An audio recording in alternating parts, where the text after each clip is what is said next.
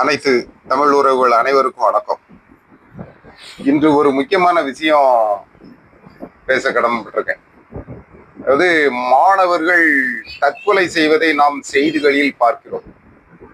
இதை தடுக்க அரசும் எவ்வளவோ முயற்சி பண்ணுது, மற்ற படித்தவர்களும் இதற்கு ரொம்ப முயற்சி பண்றாங்க. மறுபடியும் தற்கொலைகள் தடுக்க முடியல. அதனால என்னால முடிஞ்சதை ஏதோ நமக்கு தெரிஞ்சதை பேசி புரிதலுக்கு கொண்டு வரலாம் அப்படிங்கிற ஒரு நம்பிக்கையில நான் இந்த வீடியோ பதிவிடுகிறேன். படிக்காதவர்களும் இங்கு பெரிய ஆளாகி இருக்கிறார்கள். அதற்காக நீங்க படிக்க வேண்டாம் அப்படின்னு நான் சொல்ல வரல. கண்டிப்பா படிக்கணும். படிப்பு ரொம்ப முக்கியம், இம்பார்ட்டன்ட். அதாவது ஆசிரியர் பெற்றோர்கள் ஒப்பிட்டு பார்க்காதீங்க. அதாவது அந்த மாணவனை பாரு அவன் எப்படி இருக்கான், இந்த மாணவனை பாரு இவன் எப்படி இருக்கான் அப்படின்னு ஆசிரியரும் பெற்றோரும் ஒப்பிட்டு பார்க்காதீங்க. தயவு செய்து பார்க்காதுங்க. அது மாணவர்களுக்கு மன உளைச்சல் தரும்.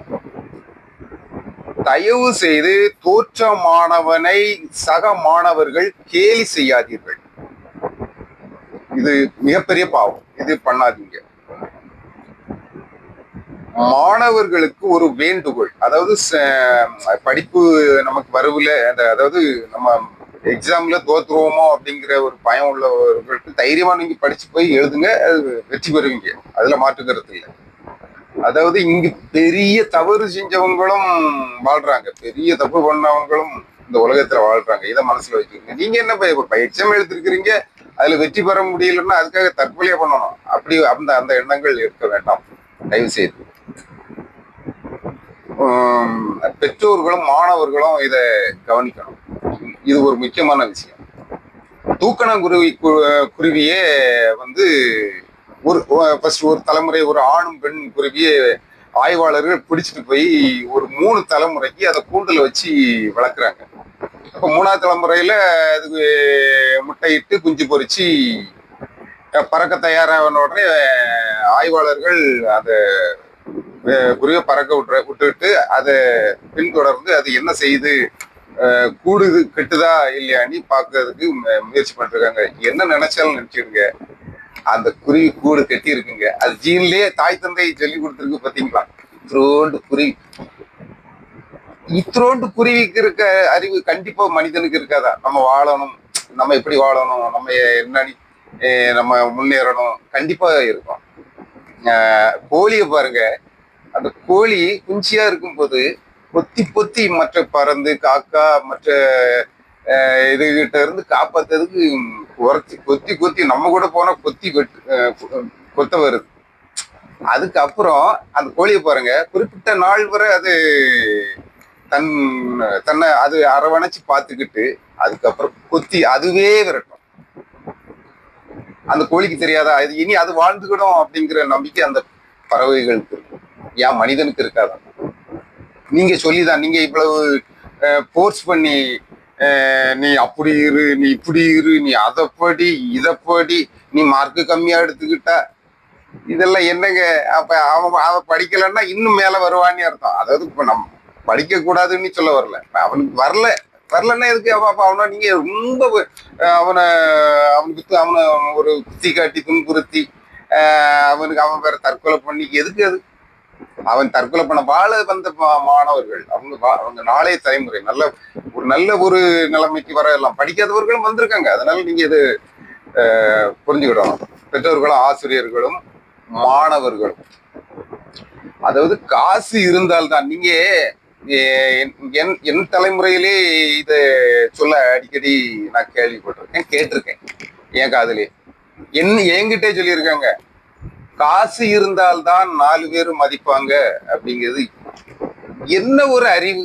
நீங்க எங்க படிச்சீங்க? எங்க படிச்சீங்க? காசு இருந்தாதான் 4 பேர் மதிப்பாங்கிறது அது நல்ல அறிவான பேச்சியா எனக்கு தெரியல. உங்களுக்கு எப்படி தெரியுதோ எனக்கு கண்டிப்பா தெரியல. அதாவது காசும் இருக்கு, மனுஷனும் இருக்கான். மனுஷனை கொண்டு போய் என்ன செய்ய அபிச்சதுங்க? காசு இருந்தா தேவைப்பட்ட இதை ஒரு ஆடம்பரமா வாழ்ந்துக்கிடலாம், இது கூட ஓகே. அதாவது நீங்க சொல்லி கொடுத்துருக்க எப்படி சொல்லி கொடுக்கணும்னா, மன்னிக்கணும் நான் புத்தி சொல்ல வரல, உண்மையை சொல்ல வரேன். அதாவது 4 பேர் மதிக்கிற மாதிரி நல்ல மனிதனா இருந்து சொன்னா அது ஒரு லாஜிக்கா இருக்கு. காசு இருந்தா தான் 4 பேர் மதிப்பாங்க. அது நீங்க இப்படியே சொல்லுறதுனால இந்த இளைய தலைமுறைகள் எப்படி நினைக்கிறது தெரியுமா? நான் அதுக்கு ஒரு உதாரணம் சொல்றேன். இவங்க ஒரு கவர்மெண்ட் உத்தியோகத்துக்கு போவாங்க. ஒரு காவல்துறைக்கு கிடைச்சிருக்கு. இவன் ஒரு வேலை செய்யணும். காசு இருக்குன்னு சொல்லலையா, ஒரு 1,00,000 கொடுத்து நீ இதை இப்படி எழுது, அவன் தப்பு செஞ்சவன தப்பிக்க விடு அப்படின்னா அவன் அதைத்தான் செய்வான். ஏன் நீங்க இப்படித்தானே சொல்லி இருக்கிறீங்க, காசு இருந்தா தான் 4 பேர் மதிப்பான். இவன் மூளையில ஏறிடும். இவன் மூளையில ஏறினோடனே அந்த ரூபாயை வாங்கிட்டு என்ன செய்வான், இவனுக்கு அவன் அப்பவே நினைப்பான் காசு கிடைக்கும் உடனே இவன் காசை தான் வாங்க பார்ப்பான். ஏன்னா அப்பதான் நம்ம ஏதாவது வாழலாம், நம்ம பிள்ளைகளுக்கு எது வாங்கலாம் அது வாங்கலாம் அப்படிங்கிற ஆசையை நீங்க இப்ப இதுல ஊட்டுனது அங்க வேலை செய்யும். வேற டாக்டர் படிச்சிருப்பான். டாக்டர் படிச்சவன் என்ன செய்வான், கிட்னி எடுப்பான். அவன் சேவை செய்ய பார்ப்பான். நீங்க ஏற்கனவே சொல்லியிருப்பீங்க, காசு இருந்தாதான் 4 பேர் மதிப்பான், காசு இருந்தாதான் 4 பேர் மதிப்பான். அதுக்கு காசு வேண்டான்னு என்ன சொல்ல வரல, காசு சம்பாதிக்காண்டான்னு சொல்ல வரல. காசு கண்டிப்பா ஒவ்வொரு மனிதருக்கும் கண்டிப்பா வேணும், மாற்று கருத்தே கிடையாது. நிறைய சம்பாதிக்கணும். அதுக்கு அதாவது அது சொல்ற விதம் வேற.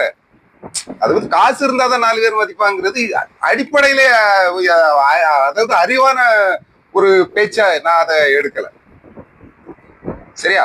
அதுக்காக நான் இப்படி பேசுறது உங்களுக்கு புரியலன்னா அதுக்காக என்ன பண்ணிச்சுக்கணும், என்ன போட்டு நோண்டா. அதாவது ஒரு திருக்குறள் சொல்ல வர பார்த்துருங்க. Let all your thoughts be lofty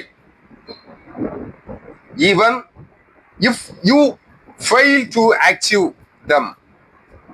Never give up your noble experience.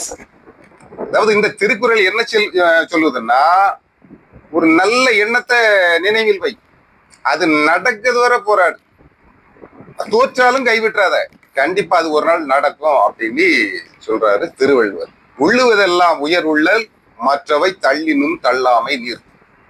பெரிய நினைவை, ஒரு நல்ல எண்ணத்தை மனசுக்குள்ள வை, கண்டிப்பா அது நடந்தே ஆகும், நடக்கும். நன்றி.